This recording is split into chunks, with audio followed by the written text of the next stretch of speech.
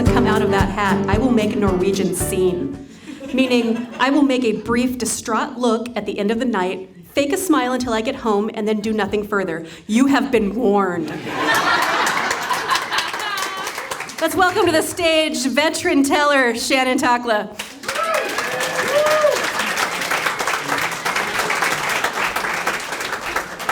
I'm so excited you're here. Go ahead. Shannon Takla, everybody. I didn't want to have to fake a smile. That would have been awful. I also have a fever, a raging fever, so this is going to be great. Okay. Yes, please. Last week I heard somebody say, if you're walking on thin ice, you might as well dance. So here we go. I work with a guy, and he is terrifying. He has my heart rate is like, right now, just thinking about him. He has 3 emotions. He has pre-anger, anger, and what I like to call superlative anger, which is like any superlative with the word anger, like craziest anger, or most illogical anger, or scariest anger. And so, and he's big, he's barrel-chested, and he's 6'2", and he's strong. And he's got a shock of blonde hair and blue eyes. And I'm not saying he was made in a secret eugenics laboratory. But he was precisely what the Nazis were going for. If you put him in a Hugo Boss suit, which was made by Nazis for Nazis,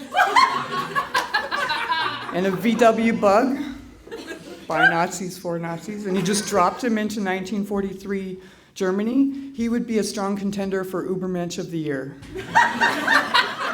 And so I would just like to tell you some of the things that he said at work, not even the things he's done, just the things he said. He has said, I will break your fingers off. He has said, yeah.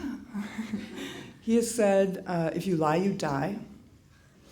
He has said, it's everything I can do not to shove your head through this plate glass window right now. He works in HR.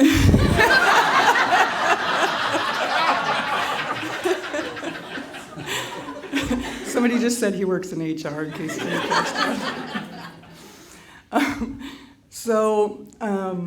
there is speculation. It's all conjecture.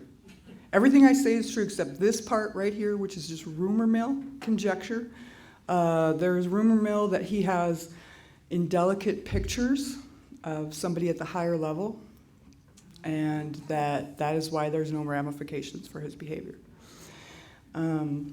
My guess is somebody having sex with farm animals. Just my guess. Because next time somebody messes up your Excel spreadsheet, I want you to say, I'm going to break your fingers off. And you see, if you don't have a picture of your boss fucking a chicken, I guarantee you won't have a job.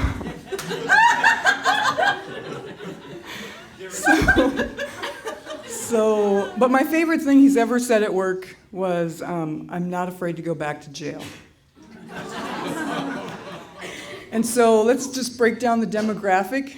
First of all, he's a man who has perpetrated a crime, and he was stupid enough to get caught, and he was guilty enough to have to go to jail, and then he hated jail, because everybody hates jail.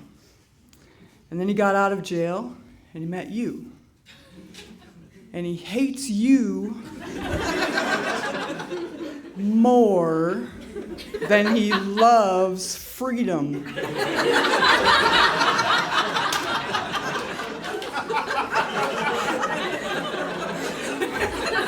And time.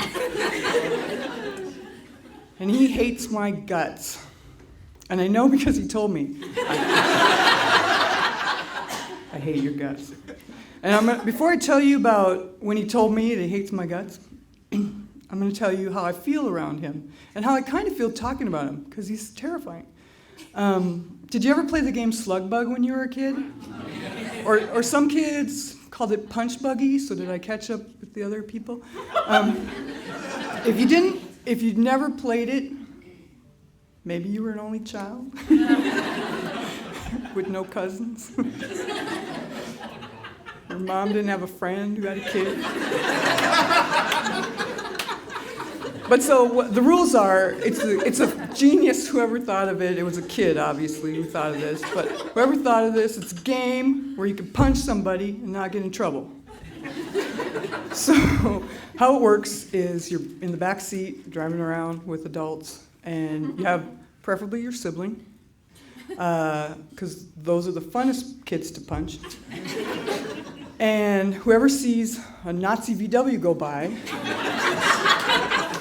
first gets to yell "slug bug" and punch the kid, or punch buggy. Or if you're playing with a cheater, you want to yell "slug bug no return" so they can't lie and pretend like, oh, I saw it at the same time as you. No, you didn't. You liar, liar, pants on fire.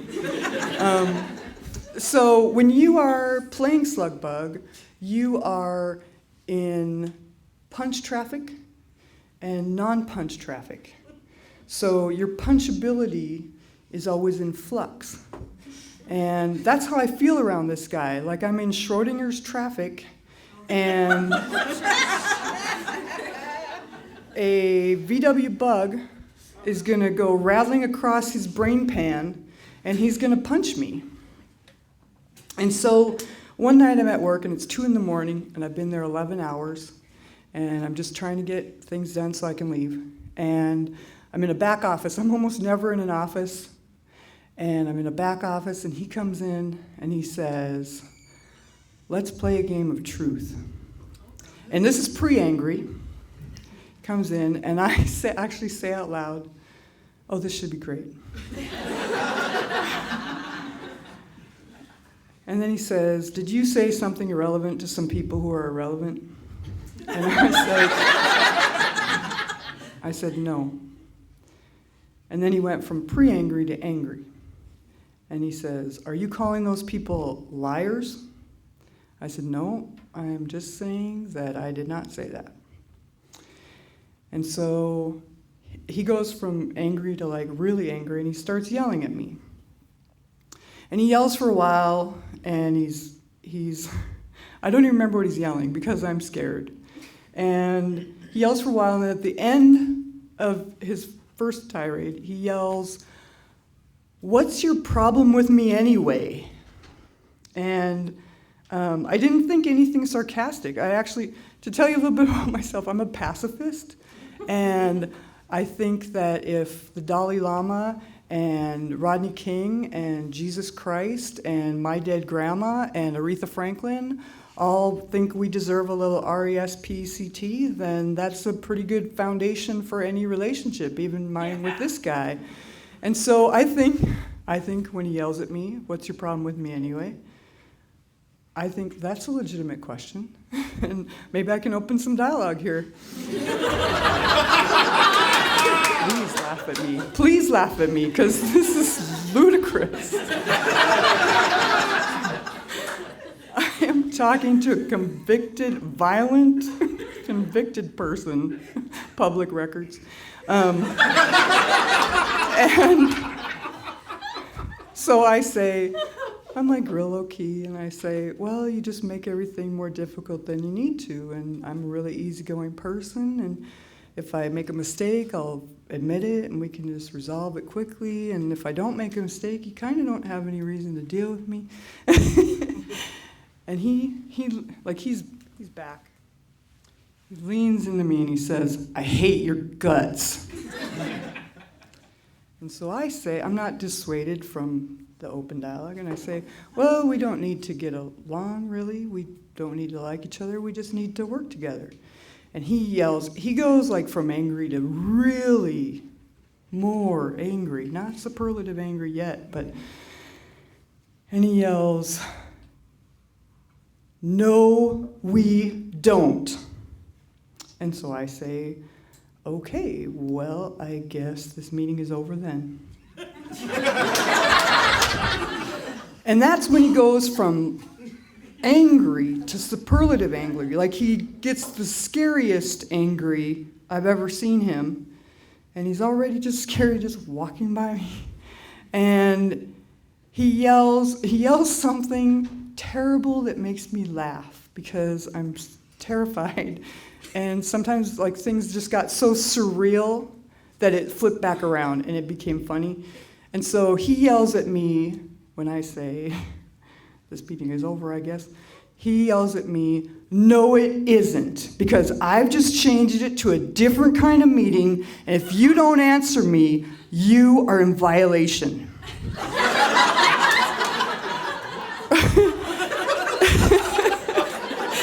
And I did exactly what I just did right now, which was laugh. And I was like, no, you didn't. No, you didn't. And that's when, like, if he was a bear, I wouldn't have just poked him with a stick. I would have just, like, beat him mercilessly with a stick. And he just went mental. Like, he went so crazy that I don't remember what he said because I was just terrified of him. I was just like, no, we're not gonna do this.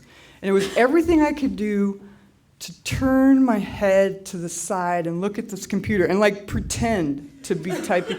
Like I would type the same word over and erase it and then type it again. And he was just yelling at me, yelling and yelling and yelling. And I was not going to engage. I was refusing. And he went to the door to leave, yelling.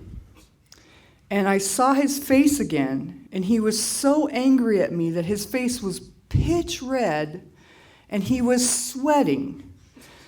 And it was not a warm room at all. Try and yell at somebody standing still long enough so that you break a full pouring sweat. That's how angry he was. And the last thing he yelled at me was, "I'll be back in 5 minutes." And so I thought to myself, well, I've got 5 minutes left. I mean, he's going to obviously, he's just going to go get his gun, or I am literally scared stiff. I want to flee. My heart rate is like, I am exuding, and now I'm sweating, fear sweat, which is great when you have an apex predator coming back in 5 minutes. And I can't move. I'm that deer in the headlights. It's just the car is going to hit me, and I'm just going to be there. And there's literally nothing I can do about it. And I just sit there, and I'm shaking. My eyes are burning with water and tears and fear. And finally, after an inordinate amount of time, I realize he is not coming back. And so I shakily get up and I go home, and I don't even report him because it's to that point where I just don't even bother anymore. Nobody, new people will report him. But people who've been around, they just don't even bother report him anymore. You just go home and try and forget about it. And so I went home and I tried to forget about it. And then very briefly, the next time I saw him, he walked in front of me. Walked in front of me at work, of course. Walked in front of me, and then when he got about right here, he flipped around, angry mode, and he said, "Why are you staring at me? I know you're obsessed with me. Why are you staring at me?" And he went on for a little while, and I just went, "I'm not obsessed with you. I'm not." Like he's a crazy wild pit bull. Am I staring down a crazy wild pit bull on the loose? I don't think so. So I think I've established that he is certainly meaner than me. But my secret is I am also meaner than me than when I first started this job. So after 2.5 years of dealing with this person, I would just like to say today that maybe I was staring at you. And what are you going to do about it? Because what I'm going to do is I'm going to lean in like you taught me. I'm going to take one for the team, And we're just going to see if you're really scared to go back to jail or not. Because right now, I'm walking on thin ice, but I might as well dance. And it's slug bug, no return, bitch.